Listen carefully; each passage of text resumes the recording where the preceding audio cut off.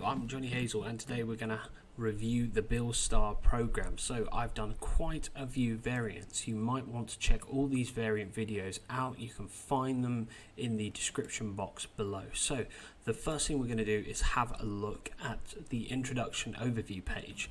So I will not spend too much time on this because a lot of it is self-explanatory. So the program for STARR is in general a 3-day routine, okay, and you have a heavy, light and medium day. The intensity is determined by three things. Firstly, the percentage of the 5 rep max, the percentage you lift.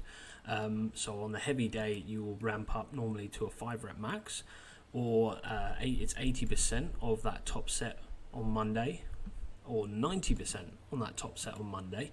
Alternatively, it could be down to the exercise you use. For example, a behind the neck press is used on a light day, a bench is on a heavy day, and a strict overhead press is on a medium day. It could also be as a result of the rep scheme that you use. For example, 5 sets of 3 is a great light day rep scheme. 5 sets of 5 is good for a heavy day, as with 5 sets of 10, which is not in there right now. Let's just put that in, because it's brutal. That's why I'm leaving it out. The weekly increment, now that is basically how much weight you add to the bar for your top set on Monday each week throughout the duration of the program. And remember, this is a linear program, and by that I mean the progression is determined by the weight added to the bar each week, and it's a fixed amount. It's not designed in a block or mesocycle, microcycle, macrocycle. It's a very basic linear style training program. Here are some notes. You can read those yourself. They're pretty self-explanatory. Here are some exercise tutorial videos. If you do not know how to do any of these exercises, I highly advise that you watch the videos first. For example, the shrugs are not your traditional barbell bodybuilding style shrugs. These are slightly different. You want to watch that video if you don't know what I'm talking about. Also, the behind the neck press is an exercise you need to make sure you have the technique right. I do not buy into the mass hysteria that it's a dangerous exercise. It is absolutely fundamentally not. It's only dangerous because 90% of the people out there are complete idiots and they don't look into the exercise first and learn how to do it. So they just assume you merely just do the opposite of a front press, which is like a strict overhead press, and they give it a go and they end up injuring themselves because they didn't apply any technique to it. So this is taken directly from the Strongest Shall Survive 1976 STARR book, and it explains why he omits the deadlift. The thing I must say about this program is it is not designed for a powerlifter or an Olympic lifter or a weightlifter at all. Okay, this program was designed for college and high school football players and American football players. Okay, so it wasn't designed for weightlifters. So from STARR's perspective, the deadlift is a high risk exercise. There's a lot of dangers with the exercise. Most injuries are as a result of the deadlift. So he strongly believes that there are alternatives out there that are less dangerous, like the power cleans, the high pulls, the shrugs, the snatches, these exercises from Olympic lifting that are more beneficial and less risky than the deadlift. Okay, and he strongly believes in that, to the point that you will never find a deadlift in a true STARR program. He just doesn't program it. It's not in there. You must remember as well, this program was written for athletes. Okay, they're not powerlifters. They don't have to worry about being proficient at the deadlift and training the deadlift. That's why, for me, the reason why I think the deadlift is one of those exercises that you can leave out, or you don't need to train with great frequency, is because the deadlift is highly taxing on your central nervous system. Now, that's not a bro science fact. That's 100% the truth. You know, since I was diagnosed, I had COVID and recovered since that. I had some pretty bad long COVID syndrome, and that affected my central nervous system. And every time I deadlifted, I spent the next 14 days basically comatose in a state of constant fatigue. So I can tell you straight up that the deadlift is incredibly taxing on the central nervous system. Maybe not for everyone, but definitely for most people. So it is definitely an exercise you want to be careful of, and it isn't necessarily something you 100% need to program. There are other pulling exercises, compound pulling exercises, that can provide the same strength benefits as a deadlift without all the risk and all the central nervous system fatigue. So anyway, there we go. That's that reason. That will explain that. Let's move on to the program now. So let's begin reviewing and doing a tutorial for the STARR Power Program. So the STARR Power Program is a program I kind of created really for general purposes for weightlifting. I mean, it's not specific to powerlifters or any other lifter like an Olympic weightlifter or strongman, whatever. It's just a general program to increase and improve your static power, really following the tradition of what STARR was preaching. Bearing in mind the STARR Stronger Shall Survive concept was really created for more sort of high school, college American football players. So it wasn't really designed for Olympic weightlifters or powerlifters anyway. So this program really, I would say, is probably the closest to what STARR envisioned out of all my Johnny Hazel variants. So let's get started. First thing, enter your 1 rep maxes in the yellow highlighted cells. The other ones leave them blank because there's already a formula that calculates them. So for example, power cleans 54% of your deadlift, front squat 50% your back squat, high pulls is 95% of your power clean, and the shrug is 2 times what you can power clean. It will automatically calculate your 5 rep max. This is just an idea of what you potentially could do in a 6-week period and add this to your 5 rep max, but that's not always the case. This is kind of more sort of a goal for you to achieve that might be achievable if you train properly and you've got the right training lifestyle, the right sort of sleep patterns, etc. You could potentially achieve it. So the rounding, that's 2.5 for the kilogram, that's 5 for the pound spreadsheet. The increment is how much weight you add to the bar weekly for your top heavy sets. For pressing exercises, I normally go with about 2.5 kg or 5 pounds.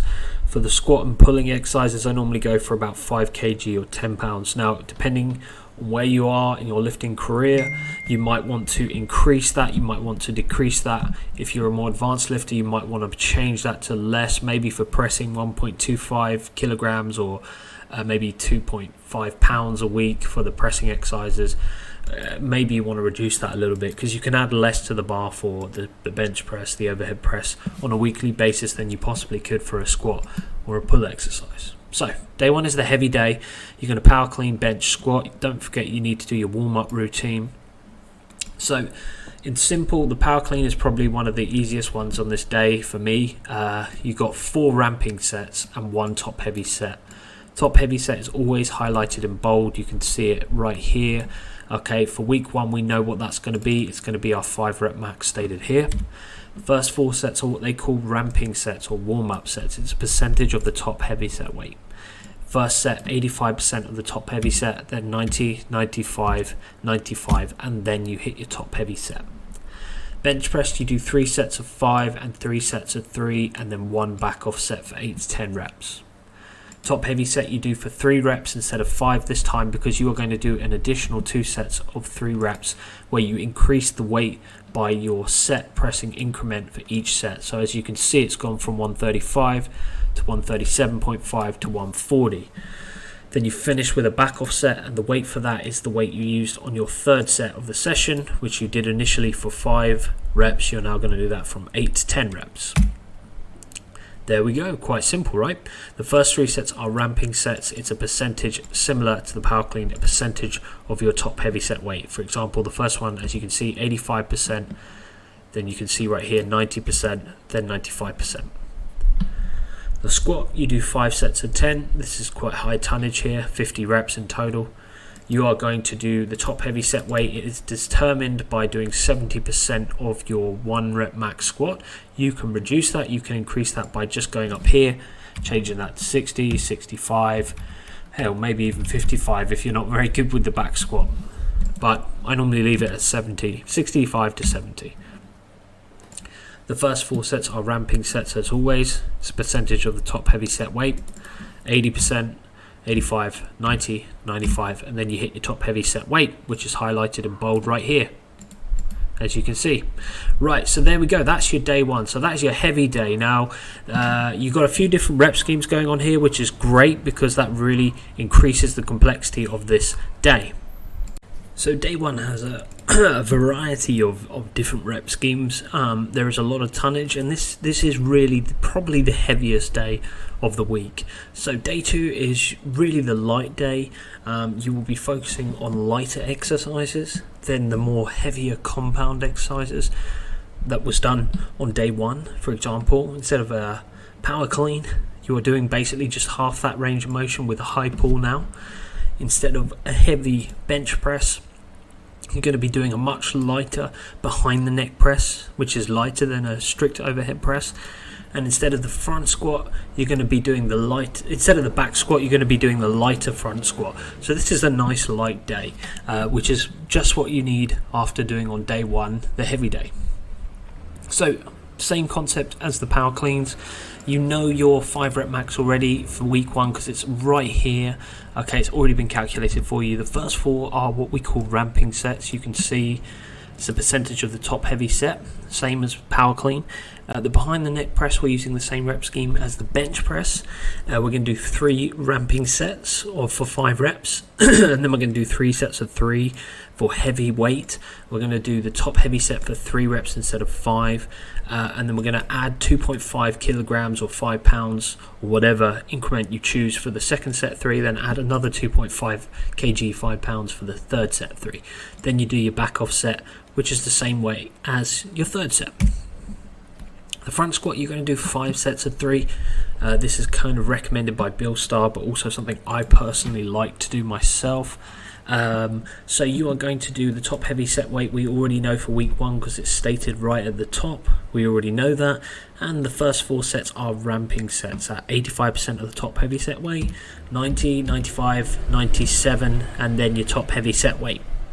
You're going to do 2 isolation exercises this time, weighted hypers and toe raises. Now, what you want to try and do, the same with day one, something I didn't talk about maybe, is you want to try and add weight each time you do, each week for these exercises. So you can see here you're doing 3 sets of 20, 3 sets of 20 for the leg extension and leg curls. Each week you want to try and add weight in a linear way. So just a fixed amount, maybe 5 kg, 10 pounds, and just increase it on a weekly basis. The same applies for these 2 exercises, which is the toe raises and the weighted hyperextensions.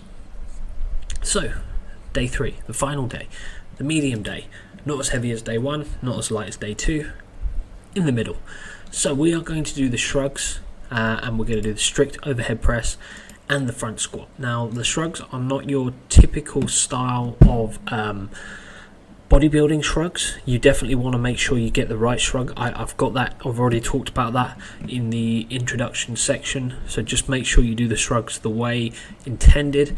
So with the shrugs, we're not going to start week 1 with our 5 rep max. We're going to reduce it quite substantially compared to what we would normally do. So instead of 135 kg, we're doing instead of 235, we're going to do 225. So 10 kilograms less. Now that's because the shrug is a heavy exercise if you think about it. It's a big exercise, it's heavy weight, and you don't really want to start the first week with that extra heavy weight. You want to do slightly less weight. So it's a really good idea to make sure that you start with a slightly less than your 5 rep max. Now what I do is I like to hit my 5 rep max in week 3 for the shrugs, and then just reduce it by 5 kilograms for week 2 and another 5 for week 1. So you start about 20 pounds, 10 kg lighter than what you would normally do. Pretty simple to understand there. Now top heavy set weight, and then you got your 4 sets of 5 which are ramping sets, same as with the other pulling exercises. 80% of the top heavy set weight, 85, 90, 95. Then your top heavy set weight. Now you can use straps with this, as I put in a note there. You can use barbell straps with the shrugs. So the strict overhead press follows the same rep scheme for the other 2 pressing exercises. Very simple, 3 sets of 5, 3 sets of 3, 1 back off set of 8 to 10 reps. Now the top heavy set, as always, is in bold. As you can see, that's the general rule there. And we apply the exact same theory as we did with the behind the neck press and the bench press. We got 3 ramping sets for 5 reps at 85, 90 and 95. Then we hit our top heavy set for 3 reps, and then we do an additional 2 sets of 3, but each time we increase it by the increment weight, on this case of 2.5, and then we finish the session with a back off set, which is the same weight we did for our 3rd set, our final ramping set of 5 reps. Boom, easy. Right, the squat is the back squat. We can do 5 sets of 5. We already know our 5 rep max because it's stated up here. And the first 4 sets are ramping sets. We can see in the formula bar it starts with 85% of our top heavy set weight, 90, 95, 95, and then our top heavy set weight. Now, with the hypertrophy exercises, choose the same weight you did on day 1, the heavy day. Don't increase it. You only increase this on a weekly basis. So week 2, come day 1, then you increase it. But use the same weight as you did on day 1 for these exercises. And that's it. That's as simple as it is. This is a great program due to that simplicity. That simplicity is not a negative thing when it comes to BuildStar. It's a positive thing. Keeping it simple, following that acronym KISS, keep things simple, stupid. Keep it simple, stupid is brilliant. Overcomplicating programs is unnecessary and stupid. If you can have a simple, straightforward program that works, there's nothing wrong with that. Okay, so if you have any issues with this program, you can contact me by Instagram, you can comment below in YouTube, and you can download this whole spreadsheet with all the variants from my website directly. The link to that is below in the description. If you haven't seen my other tutorial videos, they are all in the description. Link to all of those is below in the description, or you can find them on my website. Thanks for watching. Good luck with the program. Have a fantastic day. And again, thank you for watching, and don't forget to click that subscribe button.